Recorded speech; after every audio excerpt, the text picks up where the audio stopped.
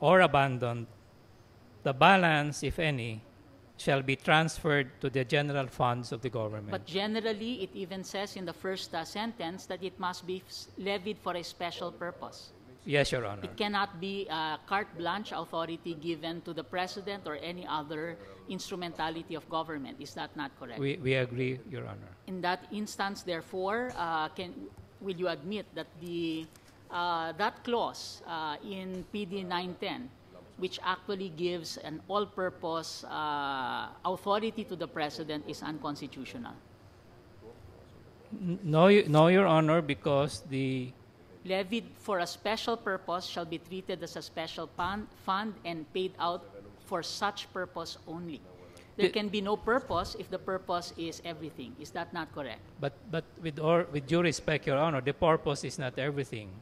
The purpose of the Malampaya Fund. No, I mean the last clause that was the subject of our TRO.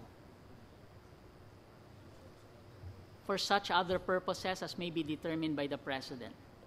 Yes, Your Honor, but such other purposes qualifies the preceding general purpose, Your Honor. Okay. By the way, the funds in the Malampaya Fund, are they in the nature of a fee or in the nature of a tax? Because if it were in the nature of a fee, then Section 29 will not apply.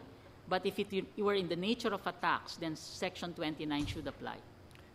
That is why, Your Honor, we made mention of Section 1, because technically there is no tax levied. The funds come from fees and also royalties. So we are conscious that if we point only to 29.3, an argument may be made that it is not a special fund. But having said that, Your Honor, we believe we believe that we are falling both on 1 and 3, Your Honor. Perhaps in the memoranda of both parties, they can tackle the applicability of number 1 and number 3, as well as whether the nature of the Malampaya funds in 910 are fees or taxes. Yes, Your Honor. You mentioned that the position of the current government is to spend only for energy-related projects. Is that not correct? Yes, Your Honor. Has the government repealed Executive Order 848 issued on October 13, 2009? This is the executive order that actually allows the use of the Malampaya funds for any purpose whatsoever. I do not think so, Your Honor. What about Joint Circular Number 3, also issued on January 30, 2008, of the DBM, DOE, and the DOF of a similar nature? Has this already been repealed by the executive? I'm sorry, Your Honor, I'm not familiar with Circular 3. But so perhaps also in the memoranda of the government, an explanation why there seems to be no executive issuance containing the interpretation now of the Solicitor General that clause in the end part of Presidential Decree Number 910 is only for energy-related purposes. Now we will do that. Thank you. We go to another point. This is on judicial review. During the last oral argument, some of us mentioned that there may be a systemic failure. Can you tell me if any of these things are not true or did not happen?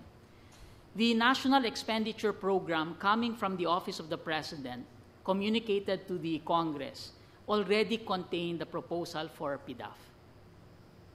Yes, Your Honor. Yes. So in the budget preparation itself, the President already proposed the PDAF, otherwise called by the petitioners as part of the pork barrel. Second, it took 19 years for Congress now to decide to make it a line item. Is that true? Yes, Your Honor. Yes. And with respect to the PDAF in Title 44, can you agree with me? Is this true that the availment of the PDAF was almost by all of the members of the House as well as the Senate? Almost. I mean, it's not 100%, but there is an overwhelming majority. Almost, Your Honor. Yes. And the COA report, the special COA report covering 2007 to 2009, only came out in 2013. Yes, Your Honor. And it is not a review of all PDAF, but only a PDAF of only 3 years, 5 years ago. Is that not correct? Yes, Your Honor. I mean, 6 years ago, to be exact. Yes, Your Honor. There are resident auditors of the Senate and the House, as well as each and every department in charge with the PDAF. Is that not correct? Yes, Your Honor. As a matter of fact, there is only one bureau in the DBM which has something to do with the release of PDAF, and that is Bureau G. Is that not correct? I believe so, Your Honor. Yes. So there are resident auditors, but the COA report finding anomalies in terms of the PDAF can only cover 2007 and 2009 and is only a special audit. Is that not correct? Yes, Your Honor. And that there can be about 6,000 notice of disallowances coming from the special audit. Is that not correct? Yes, Your As Honor. mentioned by the good chair of the Commission on Audit. And that 6,000 notice of disallowances will, of course, be contested. Is that not correct? Yes, Your Honor. Which will mean, therefore, that for each and every one, there can be cases that will be filed not only with the Ombudsman, but also with the Sandigan Bayan, and perhaps even by judicial review with this court. Is that not correct? Yes, Your Honor. Can you imagine the kind of pressure that our system will be taking because of that? Is that not correct? Yes, Your Honor. Yes. That the prosecution in terms of the Napoles cases, of course, we do not know the facts yet, but there was an announcement by the Ombudsman that it will take her not more than a year in order to be able to file the proper informations, if warranted, in the Sandigan Bayan. Is that not correct? Yes, Your Honor. And in the meantime, we are talking about a magnitude of 14 billion still unexpended in terms of the PDAF. Yes, Your Honor. And as we noticed last session, 14 billion is close to the budget of the judiciary, which is only 18 billion, give or take 4 billion only. Is that not correct? Yes, Your Honor. So we are hemorrhaging in terms of the PDAF. Well, I 2007 to 2009 identified very minutely some of the ways by which the pork barrel leaks out of the system.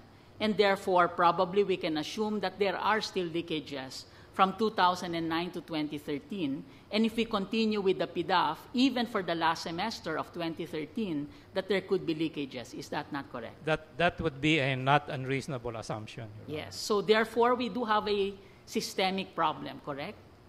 Again, the characterization of a systemic problem or a systemic failure is something that reasonable people can disagree. We have a big problem. The concept of grave abuse of discretion amounting to excess jurisdiction, that power granted to the Supreme Court by the Constitutional Commission and by the people through the 1987 Constitution. That cannot mean only that we can do away with some portions of the political question theory, but can it not also mean situations where there may be no other agency that can come in to put a stop to something that is happening of this level other than the Supreme Court? That can be, Your Honor, but as I had earlier said, our plea is that is a very, very awesome power of the court. The exercise of that awesome power, because there is corruption indeed, is something for this court, Your Honor. I agree that it may be an awesome power, but are we not confronted with as awesome a situation as may be happening today? And indeed there are, Your Honor, and it goes back to the question, which branch of government is going to do the correction? Okay, now we go to that. There is still the second semester of 2013 where the PDAF has been stopped by a TRO. Is that not correct? Yes, Your Honor. Is your position that we abandon that TRO, we do not rule on this case, and we allow that to be expended? No, Your Honor, my authority from the House of Representatives is only particularly with the scholarships and the indigent patients. My point is, we do have to make a ruling on this case because there is the 2013 expenditures that are still there. And therefore, without that ruling, as pointed out earlier, I think, by Justice Carpio, unless the President exercises extraordinarily his power of impoundment, which will become another constitutional issue, by the way, then therefore we do have to make a ruling on this case. Is that not correct? Yes, Your Honor. Capable of repetition but evading review. Are you familiar with the phrase, counsel? Yes, Your Honor. San Lakas versus Executive Secretary, among others. Yes, Your Honor. Yes. Is this capable of repetition but evading review? It arguably is, Your Honor, but again, I would direct. The first law that we found containing a pork barrel was Act 2022 in 1922. And then, of course, the Chief Justice walked us through all the provisions in the General Appropriations Law from 1990 to 2013. Yes, there may be an aberration, perhaps in 2014. But after 2014, can you give us the assurance that there will be no kind of pork barrel forever in this country? The assurance could go only as far as the present House of Representatives is concerned, and they have, as far as the second reading goes, deleted PDAF, Your Honor. Again, capable of repetition but evading review. That is true, Your Honor, but we respectfully bring to the court that it just puts into question which department of government is going to make the correction. Our respectful view is give the political branches the chance to correct the system. Okay. I'm curious. You mentioned the words of James Bradley Thayer. Yes, Your Is that Honor. not correct? Are you referring to the 1893 article, The Origin and Scope of the American Doctrine of Constitutional Law? Yes, Your Honor. This was 1893. Yes, Your Honor. And